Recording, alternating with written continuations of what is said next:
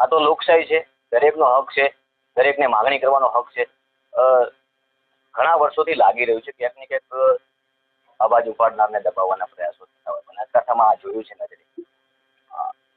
આ લોકશાહી ખતમ કરવાનું લક્ષણ. મારા પાર્ટીનો કોઈ કાર્યકર્તા તો મારાથી નારાજ હોય તો મારા વિરુદ્ધમાં રજૂઆત કરી શકે છે, પક્ષમાં કરી શકે, લોકોમાં કરી શકે છે, મને પણ કહી શકે છે ગુલાબસિંહ તમારું કામ આ બરોબર નથી.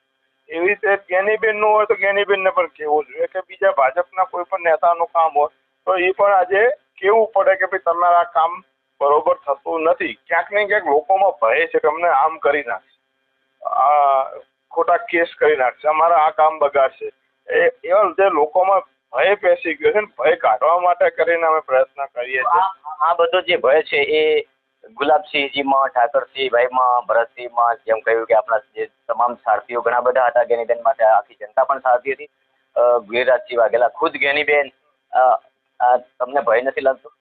દેખો, ભય કોને હોય કે જેને ખોટું કરવું છે, બરોબર, અને જેને ખોટું નથી કરવું, લોકોના પ્રશ્નો ઉપાડવા. જેને જેલમાં તો ગાંધી બાપુ પણ દેશની આઝાદી માટે ગયા હતા. નહેરુ 11 વર્ષ દેશની આઝાદી માટે જેલમાં રહ્યા હતા. સરદાર પટેલ જેલમાં ગયા હતા.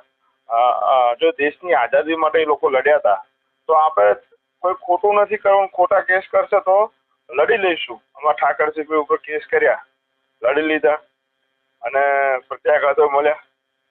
એવી રીતે કોઈના પણ કોઈ કિન્નાખોરી રાખીને ફસાવવાની કોશિશ કરશે તો ક્યાંક ને ક્યાંક એના પરિણામો ભોગવવા પડશે. ચાહે હું કરશું તો મારે ભોગવવા પડશે, જ્ઞાનીબેન કરશે જ્ઞાનીબેનને કરવા પડશે, બીજા કોઈ પણ હશે તો એમને પણ.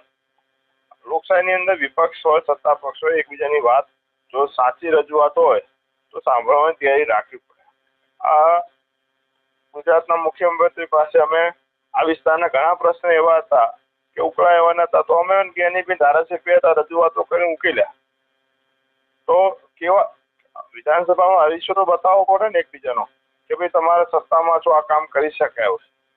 અને આ તો ના, હાલમાં બનાસકાંઠામાં શું થયું છે કે કોઈ સીધા સરકારમાં રજૂઆત કરવા જઈ શકશે, એક જગ્યાએ કરવી પડે રજૂઆત, નહીં તો ત્યાંથી સીધી જો રજૂઆત કરવાની તો થાય. બાકી ડાયરેક્ટ કોઈ આજે હું તો કહું ભાજપની અંદર પણ કે કોંગ્રેસ કોઈ પણ હોય, એમને પોતાનો અવાજ હોય, પોતાના કાર્યકર્તાનો અવાજ હોય, સીધો પહોંચાડવો જોઈએ.